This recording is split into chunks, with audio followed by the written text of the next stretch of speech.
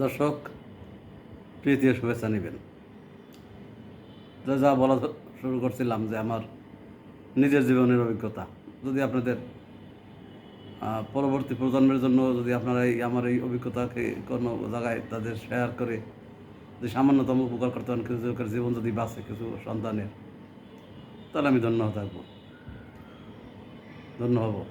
যাই হোক, যেটা বলছিলাম, আমি যখন ক্লাস 9-এ পড়ি তখন আমাদের পার্শ্ববর্তী গ্রামে ওই কাঞ্চন ভাই তার একটা নৌকা ছিল। ওই নৌকায় আমরা প্রতি বছর ওই একটা পরীক্ষা শেষে একটা পিকনিক করতাম। তাই ওই সব বছর সময় ওই নৌকায় যাইতাম তা না, কোনো বছর নৌকায় যাইতাম, কোনো বছর অন্য ওইতে করতাম। কিন্তু ওই বছরটা আমরা ওই কাঞ্চন ভাইয়ের নৌকায় যাওয়ানো পেলাম যে একটা ভাটার সময় আমরা নৌকা ছাড়বো, যদ্দূর যায় নৌকা নৌকা বাইবে না, কিন্তু ওই নৌকা হাজারে থাকবে, বাটায় যদ্দূর যেখানে নিয়ে যায় ওইখানে গিয়ে নদীর পাড়ে গিয়ে রান্নাবান্না করবো এবং খাওয়া দাওয়া করবো, আবার জোয়ারের সময় এলাকায় ফিরে আসবো। কিন্তু এবছর আমরা গিয়েছি, সেখানে আমাদের বাড়ি তো পড়ছিল সেই বরিশালে, কিন্তু বরিশালের একটা দক্ষিণ সাইডে আর কি, বরিশাল পটুয়াখালী বর্ডার সাইড। দাদা নৌকা তো সেই করে পটুয়াখালী শহর ছাড়িয়ে সেই অনেক দূরে গেছে। রাত্রিবেলা যখন আমরা নদীর কোনো একটা নদীর পাড়ে, বেরি রাস্তার বাইর সাইডে, মানে নদীর পাড়ে, নদীর পাড়ে তো রাস্তা থাকে, এটা বেরি রাস্তা বলে, ওটার বাইর সাইডে রান্নাবান্না হয়। রান্নাবান্না যখন করছিলাম ওই এলাকার কিছু পোলাপান আসছে, তাদের সাথে গল্প গুজব করছি, ওরাও রান্নার সময় করে বসা ছিল, কথাবার্তা করছি অনেক। হয়তো ওই সময় পরিবেশ ছিল, এখনকার যুগে কিন্তু ওই পরিবেশ থাকে না। কারণ অচেনা জায়গায় গিয়া তারা ওই সুতনাতা দিয়ে ঝগড়াঝাটি করি, অনেক সময় জীবনও আনি ঘটে।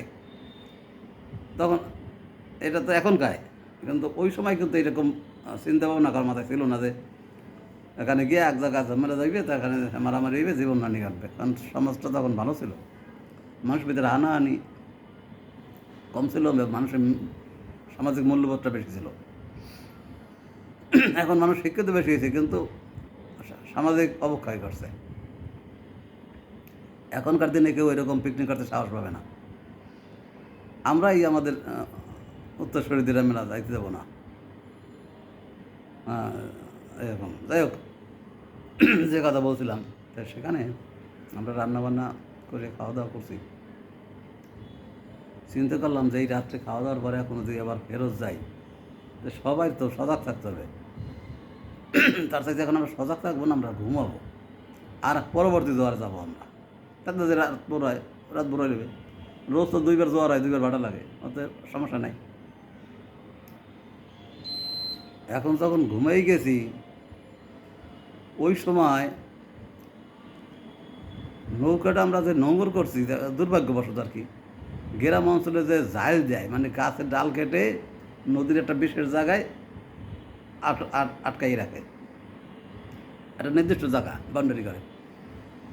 এটা বরিশাল আমার পটুয়াখালী অঞ্চলের লোকে বলবে যে ঝাউ জিনিসটা কি, ঝাইল ঝাইল বলে, ঝাউ বলে। সেখানে গাব গাছ, বাঁশ এগুলো দিয়া ওই ডালগুলো আর কি বিশেষ কায়দায় বেঁধে রাখা হয়।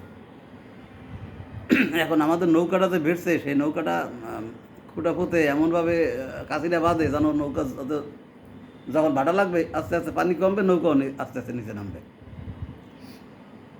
নৌকা সাধারণত এরকমই বাঁধে নদীর পাড়ে।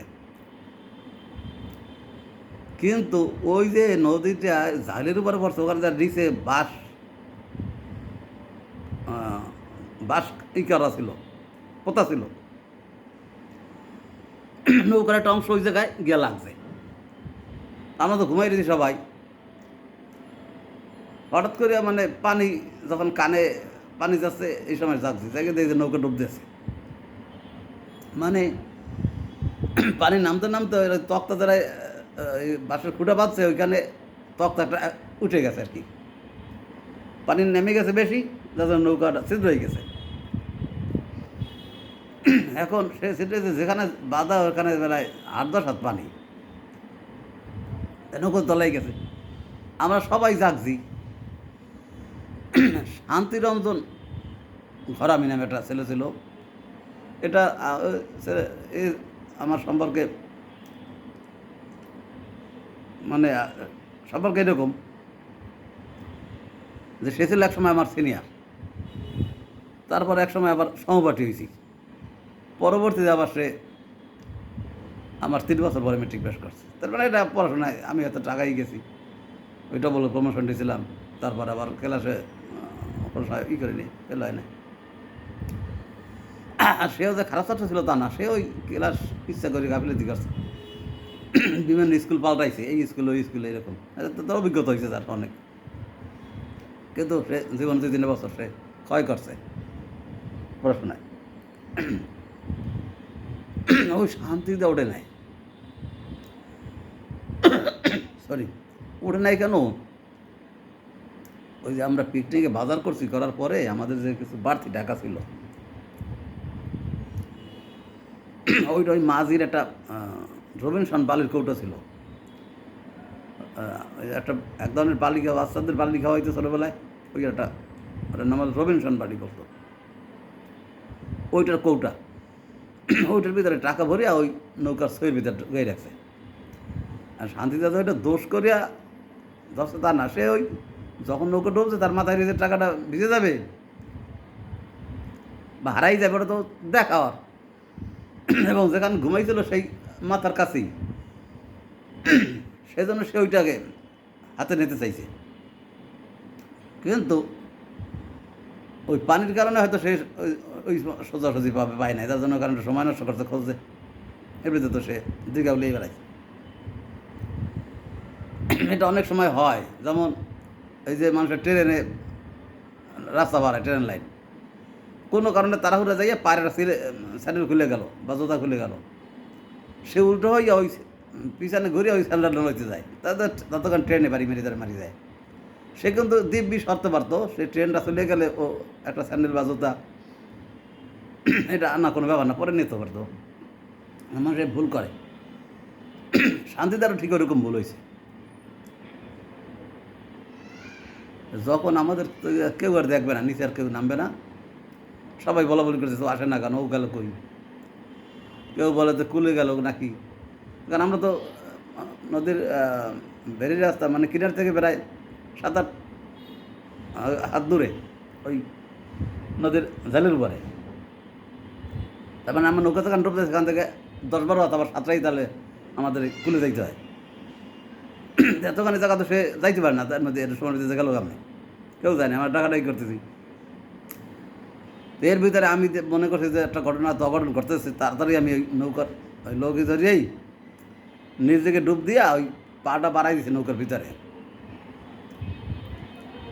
সাথে সাথে সে আমার পা ধরছে। আমি তো ভয়তে যেই তো গেছি আমি শেষ হইয়া, সে যদি আমার পা না ছাড়ে তাহলে ওইখানে মারা যাবো। আবার হাত থেকে যদি আমার ওই লোকে ছুটে যায় তাহলে আমিও তো অনেক দিকে হলেই ফেলাবো। তখন আমি জোরে এক টান দিছি যে হয় বাঁচবো নাহলে বলবো, কি আর করা যাবে। এই সময় অ্যাসকা টানে ও আমার পায়ের সাথে চলে আসছে। এখন যখন আমি উপরে উঠছি, লগিটা টাইনা হাত দিয়ে এরকম টাইনে উঠছি, ও আর ওঠে না। তার মানে কি, ও পানি খাইয়া এক প্রকার হুস বুস যাওয়ার কায়দা হয়েছিল। তাড়াতাড়ি আমি হাত বাড়াইয়া মাথার চুল ধরে টানিয়ে এরম পানির উপর টানছি, কাশি দিয়া। সরি, আমার শরীর খারাপ আছে আজকে, শরীর তো খারাপই থাকে, সেই জন্য তো কষ্ট নিয়েও বলি। এখন উঠছে পর ওটা তাড়াতাড়ি আমরা সবাই মিলে হাতার ধরাধরি করে সাঁতার দিলাম, দিয়ে ওই কিনারে গেলাম সব। কিন্তু ও নিস্তেজ হয়ে গেছে। তখন আমরা পেটে চাপ সব দিয়ে পানি টেনে বের করছি, অনেক পানি খাইছি। বিষয়টা করছিল সেটা বলি, পরে শুনছি, এখন আপনাদের বলি। ওই টাকা নিতে যাইয়া টাকা পায়ও নাই, আরও দেরি হওয়াতে ও তাড়াতাড়ি বেরোইতে যাইয়া নদীর তলায় থাকলে যা হয়, পেটে যদি বাতাস থাকে আপনার সামান্য, তাহলে আপনি কোন দিকটা উপরে সেটা বুঝবেন, কিন্তু ডানে বায়ে কোন দিকে কী তা তো আর বুঝবেন না। ও এই ডান দিকে গেছে, বাম দিকে গেছে, বাম দিকে নৌকার যেখানে পানি সেচ দেয় ওখানে ছিদ্র থাকে, ওই জায়গায় গিয়ে ওর মাথা এবং ছত্রিটা আটকে গেছিল। ওদিকে ও পিছনে ধাক্কা দিয়েছে যাওয়ার জন্য, কিন্তু ওটা দিয়ে তার মাথা বেরোয় না, কিন্তু পিছনে যার মাথাটা টানতে গেছে সেটা আবার ছত্রিতে আটকে গেছে। এই জন্য ওখানে বসে সে খুব ঝামেলা করছে, মনে করছে সে মারা যাবে, এরকম একটা পর্যায়ে গেছিল। কিন্তু তার হাত দুইটা দেখেছিল, যার জন্য সে আমার পাটা হাতে পাইছে। যে এমনি যে আমার পা ইচ্ছে করে ধরছে তা তো না, আমি পা দিয়ে যখন ওরে খুঁজতেছি ওই সময় হাতের সাথে ওই পা টাচ করে গেছে, যার জন্য আমার পা ধরছে। ধরার কারণে হ্যাঁচকা টানে ওই থুতি ছুটিয়া আসতে পারছে, যার জন্য উপরে জায়গা ওরে তো নিয়া পানি খাইয়া তো এই আমরা পেট চাপে চুপে পানি পানি বাইর করা লাগবে। এখন তাহলে এই গেল আমার দ্বিতীয় মরণের দিন। ওই জন্য কিন্তু মারা যাইতে পারতাম। তারপরে তৃতীয়, এটা এলো 3 নম্বর। হ্যাঁ, তারপরেরটা পরবর্তী পর্বে বলবো। আসসালামু আলাইকুম।